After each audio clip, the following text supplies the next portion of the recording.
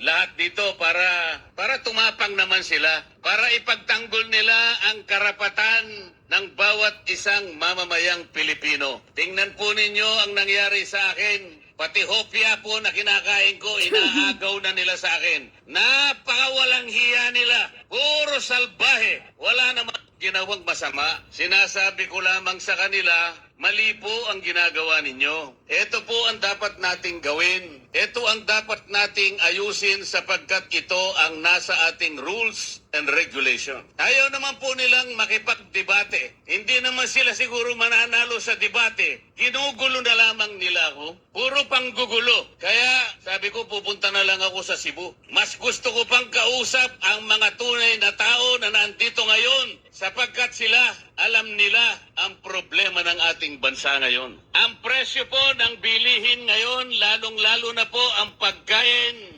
masyado na pong mataas. Kawawa na po ang ating mga kababayan, lalo na po yung nasa panig ng mahihirap. Hindi po nakikita ngayon ang problema na yan. Kaya lalong lumubha ang kahirapan sa ating bansa dahil sa korupsyon. Lubog na hirap ng humirap ang ating buhay. Tingnan po ninyo, halos 30% po ng pera ng bayan ay napupunta lang sa korupsyon. Ano po ang epekto nun? Pati education nagsasuffer. Pati public health nagsasuffer. Sinasabi ko po sa kanila, pakinggan nila ako, itinuring nila akong kalaban nilang lahat. Tinanggalan po ako lahat ng committees sa House of Representatives. Ipinaglalaban ko lang naman na ibaba natin ang presyo ng kuryente sa bansang ito. Tinanggal po nila ako sa Committee on Energy. Inobjekan ko po yung bill na sinusulong nila doon sa Nordeco, sa bandang Mindanao, at doon sa Samselco, sa Zamboanga City. Ang sabi ko, pagka inapprove nyo ang bill na ito, lalong tataas ang presyo ng kuryente sa bahagi na yan ng Mindanao. Ayaw po nilang maniwala. Lahat po ng mga panukalang batas na ifinail ko na 10 bills, hindi po nadinig yun. Ayaw nila. Wala silang pakialam sa inyong kapakanan. Ang gusto nila siguro, tumaas ang kuryente sa ating bansa. Alam po ba ninyo kung ano yung pinapangunahing layunin ng batas sa kuryente? Ang sabi ng batas, let us ensure the delivery of affordable rates of electricity to every Filipino. Affordable. Sa Bisaya, barato. Barato ba ang presyo ng kuryente sa Cebu? Yung batas ng kuryente nagawa 24 years ago, 2001.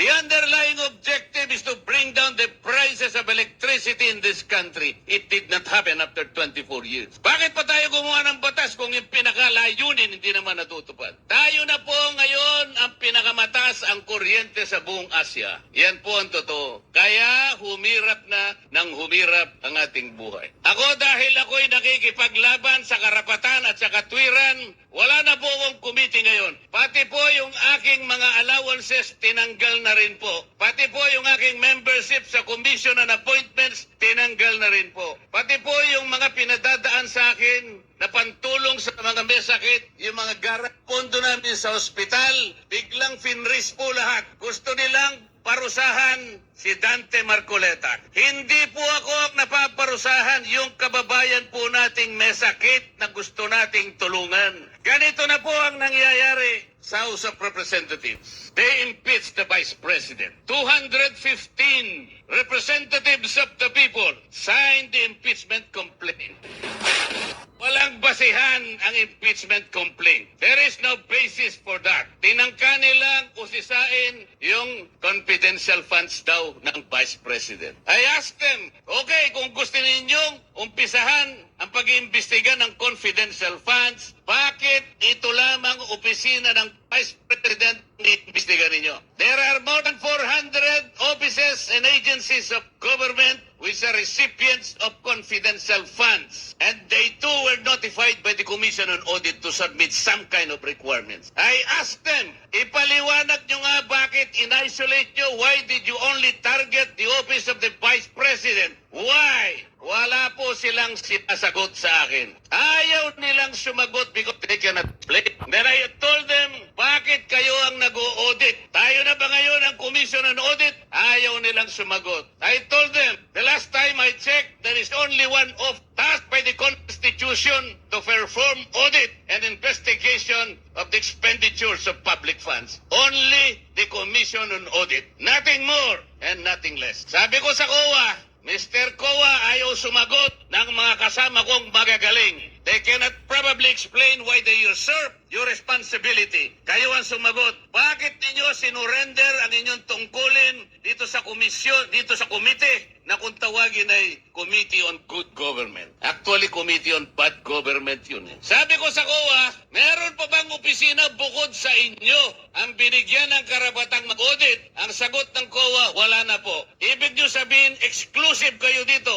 Opo. Bakit ninyo binigay sa House of Representatives ang tungkulin ninyo? Yung audit po, nag-uumpisa lang mag-audit. Initial findings pa lang. Wala pang conclusion. There is no finality of judgment. Everything else is questionable. Everything else is assailable and appealable. Pero kinuha ng House of Representatives. Paano nangyari ito? Ayaw po nilang sumagot. Isang tao lang ang nagdidikta sa House of Representatives. Napapirma niya ang mahigit na 200 na kasamahan ko sa House of Representatives. Paano nangyari yun? Did the more than 200 representatives consult their constituents kung pipirma sila o hindi? They did not consult anybody. Sila lang ang nagdesisyon kasi mawawalan daw sila ng projects. Mawawalan sila ng akap. Mawawalan sila ng ayudang ibibigay. Para sa ganon ipamigay sa mga botante na akala nila'y mabibili nila ang boto ninyo. Sa mga matatapang na mamamayan ng Cebu, kung kaya po ninyong huwag tanggapin, huwag po ninyong tanggapin. Kung kaya po na huwag tanggapin, huwag tanggapin. Dahil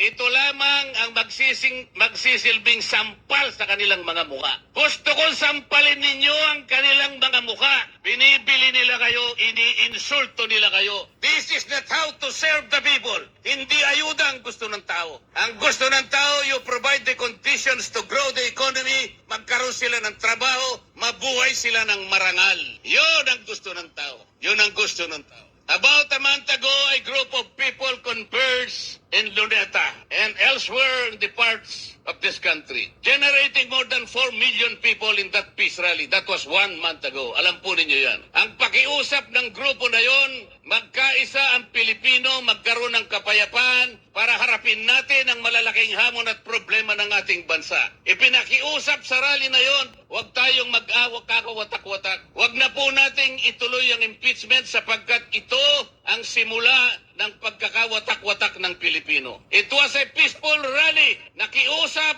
ang mahigit na 4 na milyong Pilipino. Ito lamang ang paraan para sumulong ang ating bansa. Hindi pinakinggan ang boses ng ganong kalaking bilang ng mga tao. The Speaker of the House of Representatives defied the voice of the people. Vox populi, vox Dei. The voice of the people is the voice of God. Salus populi est suprema lec. The welfare of the people is the supreme law. Mga kababayan, ang laki po ng papasalamat ko sa gabing ito sa inyo. Nakatagpo ko ang mga matatapang. Tonight, let us make a solemn vow. Tonight, let us make a covenant. Let us resist the temptation. Let us repel the vindictiveness of one man, the leader of the House of Representatives. He is responsible in weakening our institutions. Kinuha nila yung pera ng PDAP. Kinuha nila yung pera ng PDIC.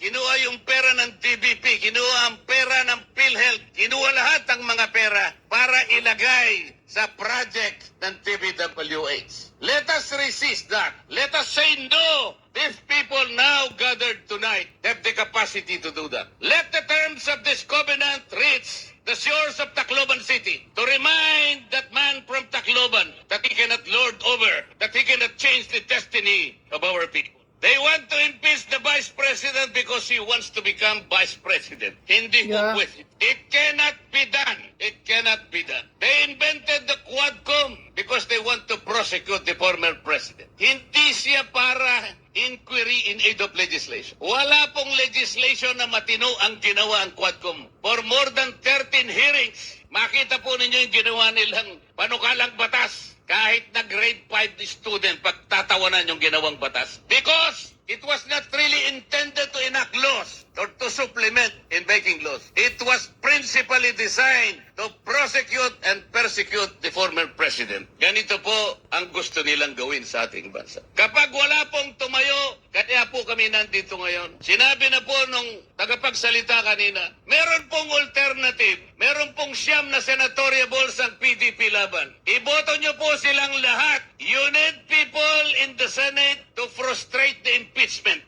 Kapag ka po hindi kami nakarating doon, they will find the Vice President guilty. Ganon po ang mangyayari. It's a numbers game. Kaya po nakikiusap kami. Please send us to the next Congress. And we will fight for you. We will fight whatever it takes para sa inyo po. Kung walang magsasalita ngayon, our country will go to the dogs. Yun po ang mangyayari. Pasensya na po kayo kung medyo masakit po ang sinasabi ko. Pero ang kakapal naman nila, di naman yata tinatablan yung mga mukha ng mga tao na yan. Tulungan niyo po kami. At bago ako magtapos, meron po akong ibubulong sa inyong lahat. Gikan sa akong kasing-kasing, gihigugma ako kamong tanan. Wow.